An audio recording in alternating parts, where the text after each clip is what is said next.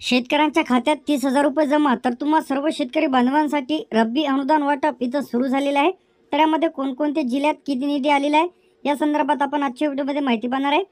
तर राज्यात विविध जिल्ह्यात खरीप 2025 या कालावधीमध्ये अतिवृष्टीपूर बाधित झालेल्या शेतकऱ्यांना येत्या रब्बी हंगामाकरिता म्हणजे आता रब्बीसाठी जे काही अनुदान वाटप इथं सुरू झालेलं आहे, तर यामध्ये 30,000 रुपये जे काही या जिल्ह्यांमध्ये जमवण्यास सुरुवात. तर हा जो काही नवीन जी आर इथं आलेला आहे, तर आता सर्व शेतकरी बांधवांसाठी या जिल्ह्यातील तर आता प्रति हेक्टरी जे काही 10,000 रुपये 3 हेक्टर जर असेल तर तुमच्या खात्यामध्ये 30,000 रुपये इथं जमा.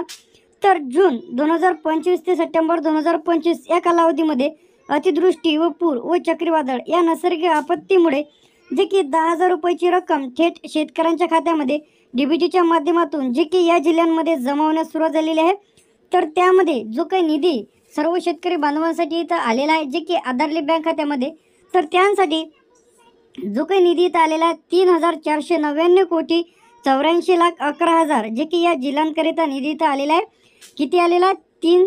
3,499 कोटी 84,11,000. तर आता हा जो निधी आहे ते शेतकऱ्यांच्या थेट डीबीटी खात्यामध्ये जमवण्यास सुरुवात जे की रब्बी अनुदान जे की शेतकऱ्यांच्या खात्यामध्ये जमवण्यास सुरुवात झालेली आहे. तर आता रब्बी अनुदान तुमच्या खात्यामध्ये जमा झाले की नाही कमेंट करून नक्की सांगा.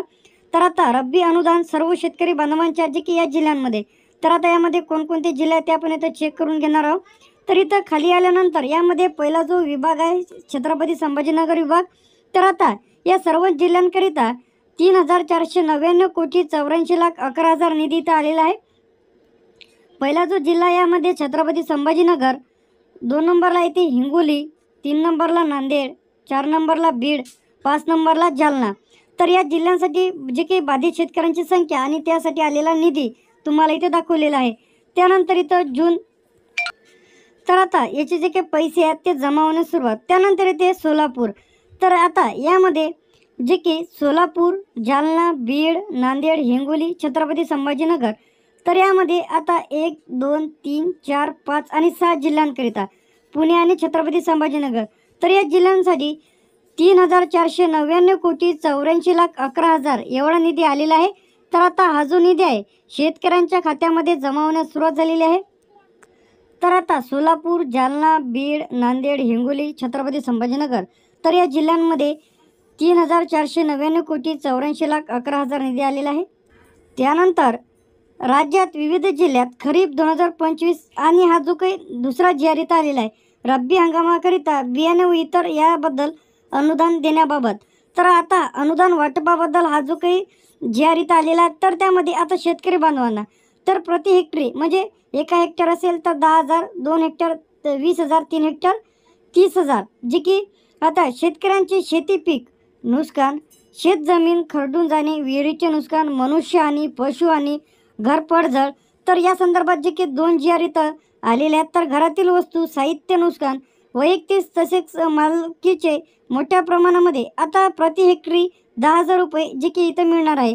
तर यांकरिता तुम्ही जर कोकण विभाग असेल, पुणे विभाग, नागपूर विभाग किंवा छत्रपती संभाजीनगर, तर आता या जिल्ह्यांकरिता जून 2025 ते सप्टेंबर 2025 या भरपाईची रक्कम आता या जिल्ह्यांमध्ये, तर या जिल्ह्यांकरिता जो काही निधी इथं आलेला आहे तर यामध्ये 2,072 कोटी 78,41,000 एवढा निधी आलेला आहे. तर हा जो निधी आहे ते या जिल्ह्यात जमा होण्यास सुरुवात झालेली आहे. तर आता ज्या कोणाला याचे पैसे मिळालेले नसेल तर कमेंट करून नक्की सांगा. तर आता यामध्ये रायगड, रत्नागिरी, सिंधुदुर्ग कधीचा या जून 2025 बाधित शेतकऱ्यांची संख्या आणि त्यासाठी आलेला निधी. तुम्ही जर आपल्या OMT इन्फॉर्मेशन टेक यूट्यूब चॅनलवरती पहिल्यांदा आले असेल तर चॅनलला सबस्क्राईब करून ठेवा. रब्बी असेल, पीक विमा असेल, अतिवृष्टी असेल, सर्व योजनेची माहिती तुम्हाला एकमेव चॅनल म्हणजे आपल्या OMT information take YouTube channel update मिळेल. त्यानंतर इथे रायगड, रत्नागिरी, सिंधुदुर्ग पहिलं जे झालं होतं जून आणि खालचं जो आहे जुलै. त्यानंतर येते ठाणे, रायगड, रत्नागिरी आणि सिंधुदुर्ग ऑगस्ट 2025. तर आता सर्व शेतकरी बांधवांसाठी खुशखबर आहे. 30,000 रुपये प्रति शेतकऱ्यांच्या खात्यामध्ये जमा होण्यास सुरुवात झालेली आहे. तर आता या जिल्ह्यांमध्ये तर सर्व शेतकरी बांधवांसाठी गुड न्यूज आहे. त्यानंतर पालघर, ठाणे, रायगड, रत्नागिरी, सिंधुदुर्ग, तर या जिल्ह्यांमध्ये देखील शेतकरी बांधवांच्या खात्यामध्ये पैसे जमा होण्यास सुरुवात झालेली आहे.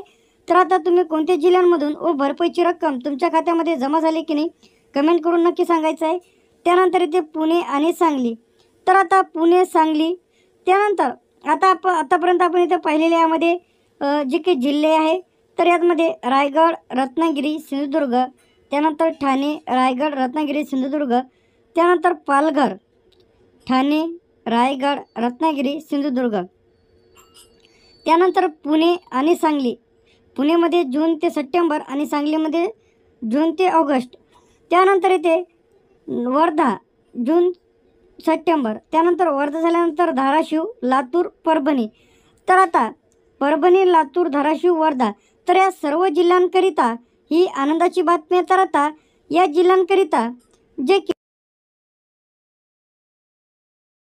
2,072,78,41,000 एवढा निधी आलेला आहे शेतकऱ्यांच्या खात्यामध्ये पैसे जमा होण्यास सुरुवात. तर अशाच अपडेटसाठी आणि नवीन व्हिडिओसाठी चॅनलला सबस्क्राईब करून